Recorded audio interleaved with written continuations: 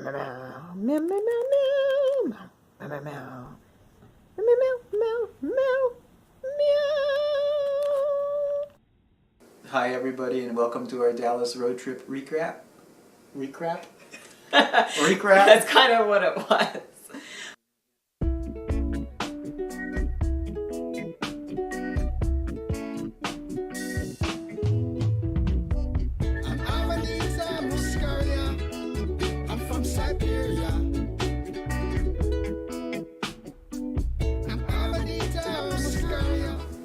Ready?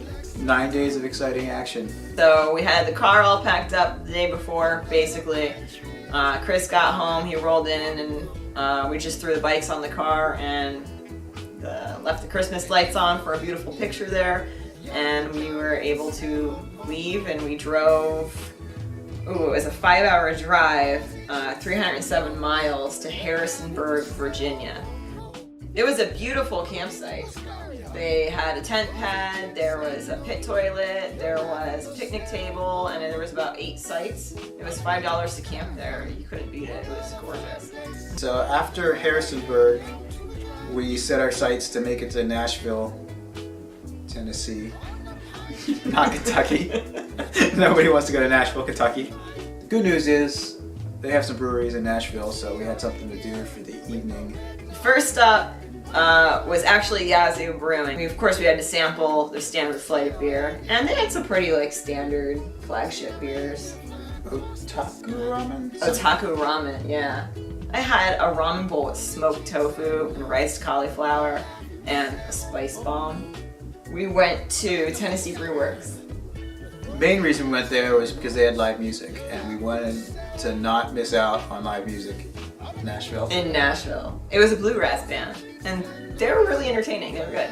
Next stop after that was walking completely the opposite direction for Tailgate Brewing. Still nothing super spectacular or noteworthy that I would imagine. But they had probably 30 beers on tap there. Okay, so we were well rested, showered, clean, and ready to go for day 3 of our adventure. So this would have been Sunday.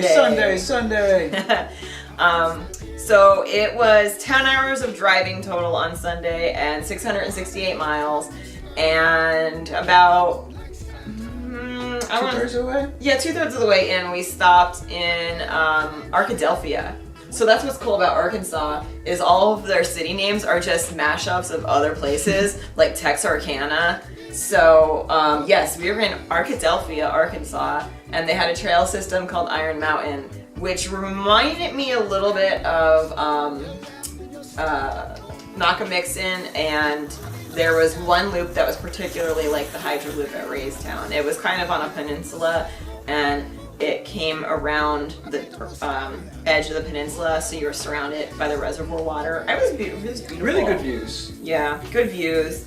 So that was a 16.2 mile ride. I think it was in the 40s. It was a pretty nice day. We were wearing, I think, just 1 layer long sleeves, and I was wearing shorts. We weren't wearing winter gear, really. Yeah, and we were lucky to do that ride while it was still light out, and then when we were done, hop in the car. So when we pulled into his grandparents' house and we came in, he's like, I'm not exactly sure which house is theirs. So we randomly guessed at this one, and thank God we were right when we walked through the door and there was people there that he knew. I knew it was the right house. I told your grandmom, "Hi, I'm Lisa," and she goes, "Oh my God, I sure hope you are." Okay, so that was Sunday. So then the next couple of days were just us kind of hanging out with Chris's grandmom and granddad. It's really cool to get to meet them for the first time, and I see a lot of Chris's attributes he gets from his grandparents. We did a ride next morning, mostly, or next... Yeah, you're right. That was Christmas Eve, so we did end up doing a ride. It wasn't really a morning ride. I think we started around noon, because I know we finished around 3 or 4. Yeah, so we rode a system up west Dallas. Yeah. Called, what was it called? It's at Grapevine Lake, or it's a reservoir, and it's called North Shore Trails. And this was a really cool trail system because there was 2 different halves that were split.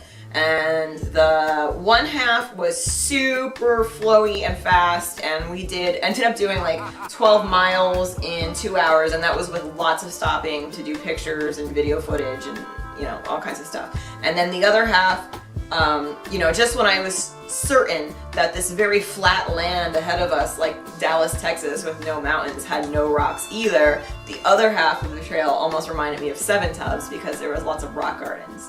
So we ended up doing 19.8 miles that day, and we were out for a long time, enjoying it. We were done at the end of the ride, too. So done.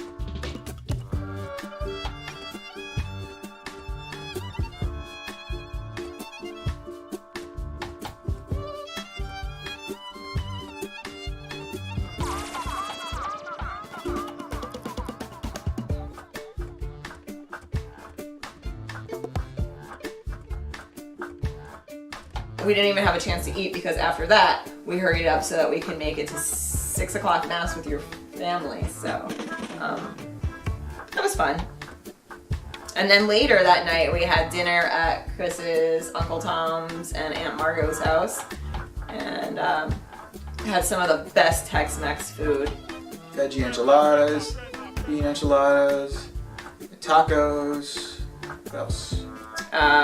Fresh rice and guacamole. beans, Yeah, right. Yeah, it was just really good food. So that was Monday.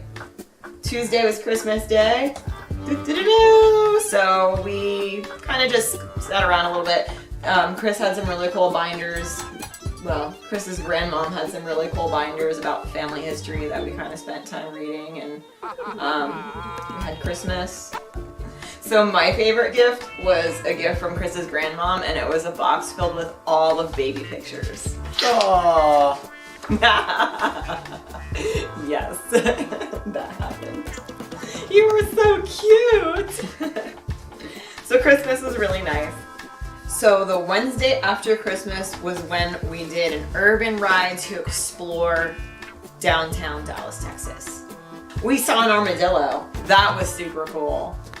There is a large infrastructure of paved biking/running paths that run throughout the city. So it was really cool because it went through these huge Texas-style overpasses and underpasses and spaghetti of highway all over around us. Yeah, really giant cool. Highway connector ramps everywhere. Yeah. It was really cool. And then the whole point of the ride was we wanted to go to, what is it called? White Rock Lake. Which, that was kind of the convenient destination on the other end of these trails. We ended up going to the lake. With the weather coming in, we could see, hear, feel the storm coming. We got to the lake, took a picture at the lake, turned around, and ran over for some tacos on the way home. Oh yeah, we stopped at a place that was Chris's Uncle Ted's recommendation, Taco Deli. Best vegetarian tacos ever. I had one that was called the Heather, and it was fried cheese as the center of the taco, with all kinds of deliciousness around it too. But at this point, the sky was definitely getting gray. We were fighting headwinds the entire way down to where we were, so I was pretty nervous about getting back before a downpour. We could see the weather coming in when we were waiting for our tacos, so we didn't waste any time eating them, just jammed them in the pack, and went as fast as we could, trying to navigate through relatively busy streets to get back to our trail, and then kind of surf the tailwinds at high speed to get back home. Thursday was Austin, Texas day, so we decided Austin, Texas was only 2.5 to 3 hours south of Dallas, and it was just one of those must-sees for me. Art, mountain bike, beer, they had pretty much everything we looked for, so we had to check it out. On our way to Austin, so apparently there's a huge Czech population in Texas. And that was in the city of West, Texas, not West Texas. And then we parked in a residential neighborhood in East Austin and just wandered around there for a while. It was a hike. We ended up doing, let's see, 4 different breweries in Austin. The first one, and all extremely interesting. The first one was Zilker. That place, you know, we got a sour, I think a dark beer, Yeah, none of their beers were super noteworthy, I don't think. It was cool though. The environment was cool. It was 72 degrees and sunny that day. Almost all the breweries were open to the outside, like. Oh yeah, they had bay doors that were all completely open for outdoor seating. It was amazing. And there was food trucks everywhere in Austin. So that was Zilker was the first brewery, and then the next one was just like a block down the road, and that was called the Lazarus Brewing Project. That was extremely interesting. First because like aesthetically different feel, and then the beers were a little bit more thematic of like aged yeast, historical kinds of beers. Yeah, a bunch of the European styles too. The beer that really stood out was their first Noel, which was, I don't know, it was like a winter warmer that was barrel aged. Really caramely and sweet, and tons of things going on. It was probably our beer of the year. Yeah, for me definitely. Well, I don't know, it might have been a close second to another one that we'll talk about a little later, but still, very awesome. So after Lazarus, we went to another brewery called Hops and Grains, and they were like, again, very, I don't want to say stereotypical brewery, but for Austin, where everything's so inversely creative, it was just pretty run-of-the-mill. What about, they had the West Coast style beers. Oh yeah. More of, and I think they were really good and different from the West Coast style beers that you see advertised here. Yeah, it was nice not having sweeter beers, having some more of the bitter beers. We wandered past the Livestrong Foundation, just happened to be there. Lisa took a picture with a dumpster, it was pretty cool. Yeah, that concrete thing, that hit a dumpster. So the next brewery was called Blue Owl, and they were so unique because everything was a sour, except they had, you could just talk about it because you were like way better at this than I am. Did you expect you to take a drink and tell me what you think? Barrel-aged Scottish wheat sour.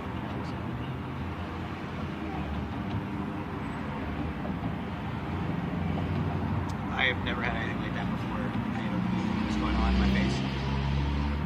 What? You need to try it. I don't know what's happening. That was pretty cool. Yeah. So, okay, after we did Blue Owl, we decided to hike all the way on the other side of town. And unfortunately for us, there was no breweries in between where we were and where we wanted to be, which was the graffiti park. This graffiti park was really cool because it was some urban, concrete, decrepit landscape that was owned by a nonprofit who then paid artists to come in and commission works that were kind of graffiti mural style. We were there a few days before this place was going to disappear forever. And then on our way home, we stopped at another Austin brewery that was called Odd Wood Brewing Company. And they had pizza as well, so we got a little pizza that wasn't great. It was really super thin crust, kind of boring. And none of the beers stood out. We did get to watch Running Man. Oh my god, it's such a cool movie with Arnold Schwarzenegger. Schwarzenegger. Let's get out of here, come on! So Friday, we departed around 6:30 or a little after 6. But we ended up driving pretty much straight north and a little bit east to get to Bentonville, Arkansas. And this place had been on our radar since we were planning the trip as a place noteworthy to ride. Their downtown reminded me of the town in The Christmas Story. It was just like your typical Midwest town, even though I guess that's technically not the Midwest. And there is elevation there, so that's right where the Ozark Mountains kind of come through. So there were some hills and some mountains. Walmart's home office and everything is in Bentonville, which is a little north of Fayetteville, but pretty much in the middle of nowhere. So to attract workers, to make it a cooler town, they just, poured money into that town.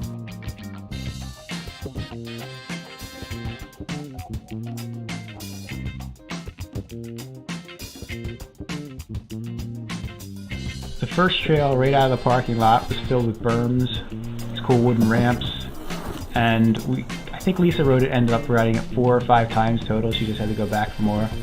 There was a concrete rail path, if you will, or a bike path that connected the top of the trail to the bottom of the trail, so you could ride all the fun parts down to the bottom and then just roll right back up to the top again on concrete. This trail was much longer than you'd expect. It was probably 10 berms, like big berms like this, so somebody put a lot of time into making it. The best part, I think, was that at the end of the trail, at the very bottom, there was an art museum, and you could ride your bike right up to the art museum, and it was a free admission art museum too, so that was fun.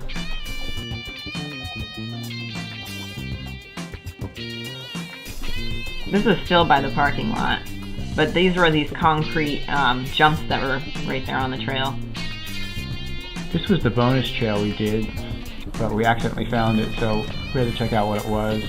Super fast, there were tons of jumps and some bigger jumps that were kind of scary. I have to laugh because it was so fast that you were spinning really fast with your pedals.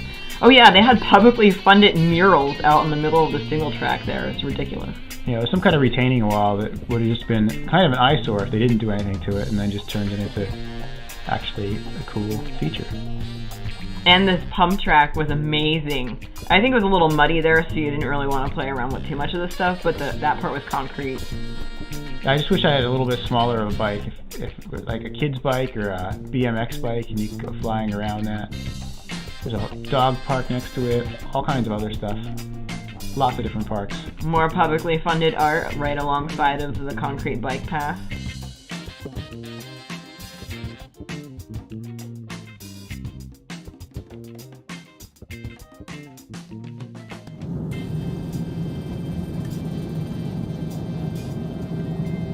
The mountain biking trail's right on the side of the road.